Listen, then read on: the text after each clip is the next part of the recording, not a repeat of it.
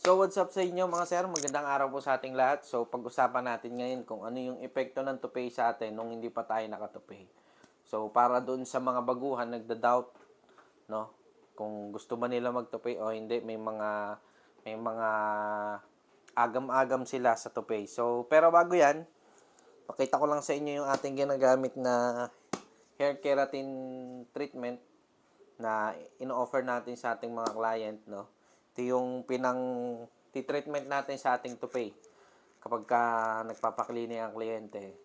Ginagamit natin yan para mapanatili natin yung lambot, yung bouncy at shiny nung inyong tupay. So, yon. And ito po yung ating special tape na walker din pero pinasadya natin sa factory, no. So ang ano niya, ang kagandahan dito, hindi siya mahirap itanggalin doon sa mismong base sa may perimeter, kasi usually kapag nagtatanggal napupunit yung nabubutas nila o napupunit sa sobrang persa kapag yung gamit nila yung blue. So kaya ito ino-offer natin. So, pero mas mahal lang to ng konti doon sa blue. Pero, pares lang sila ng dikit. Nabanggit ko na yan doon sa isang video ko. Yung bago kong video. So, kahapon ko lang yata yung ginawa. So, mag-start na tayo. So, number one na epekto ng nagtutupay sa lifestyle, no? Napakaraming pagkakaiba noong tayo ay walang tupay at noong tayo may tupay. So, number one dyan, nung wala pa tayong tupay, manipis buhok natin, no? Bumababa yung self-confidence natin, yung halos hindi ka makalabas ng bahay kapag ka wala kang cap, no? Yung sombrero, no? Bibili ka lang ng toyo o betchin sa tindahan, nakakap ka pa eh, no? Pagka papasok ka ng mall, nakakap ka. Pagkadating mo dun sa may guard, papatanggal yung cap mo. So, medyo, syempre, alam nyo na, yung medyo nakakahiya din. So, yan yung mga ibang senaryo. Meron din diyang, nung wala pa tayong tupay, kapag ka may family outing, may birthday, may event, may importanteng event, no, minsan di tayo nakakapunta, hindi tayo nakakasama, no, makasama man tayo sa outing, sa beach, family outing, ay minsan di naman natin na-enjoy kasi nahihiya tayo kasi pagka basa kasi yung buhok natin mga sir ay lalong numinipis tingnan. So yan yung mga senaryo, no, nung wala pa tayong tupay. Kapag kaharap ka sa tao, kapag halimbawa may business meeting ka, mayroon kang formal na lakad, no, hindi naman pwede na lagi ka nakasombrero, lalo na pag formal na lakad. Hindi naman pwede nakasombrero ka. So, yun minsan nakakaya din. Yung mga ganong bagay ba, mga sir? Yung mga ganong bagay na hindi natin magawa noon nung wala tayong tupay, pero nagagawa natin nung nakatupay na tayo. So, yun yung mga magandang dulot ng tupay sa atin. So, kapag nung nakatupay na tayo, no, minsan nga may naikwento sa akin yung kliyente ko na nung after niyang ma-installan ng tupay, nung before, bago siya installan ng tupay, meron siyang tupay na declip. So, hindi siya safe pagdating sa mga beach, swimming, no, minsan sa hangin, pag mahina yung kapit, nangangamba siya na baka matanggal yung kanyang clip na tupay. So, hindi siya makapag-beach.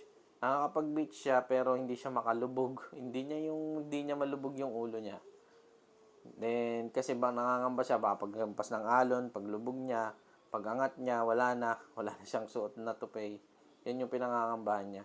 So, nung after ko siyang ma-installan, nag-message siya kaagad sa akin na, Sir Kel, yung tupay pala natin, napakadikit. Nag-beach kami, hindi siya basta natanggal. Hindi siya talaga natatanggal, sabi niya. Meron din akong naging kliyente, no, na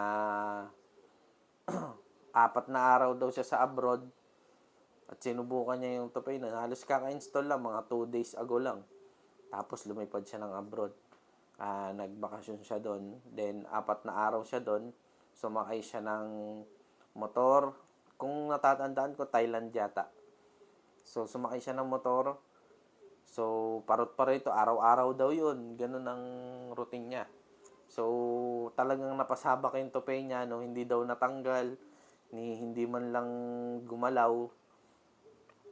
Dahil sobrang safe talaga yung ating tupay. So, yun yung maganda sa may original na tape.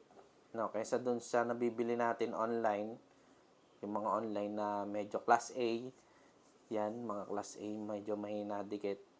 Pero okay din naman yun, as long hindi naman nakaka-apekto sa scalp nyo, sa health nyo, ay wala namang problema doon. Pwede kayong gumamit nun.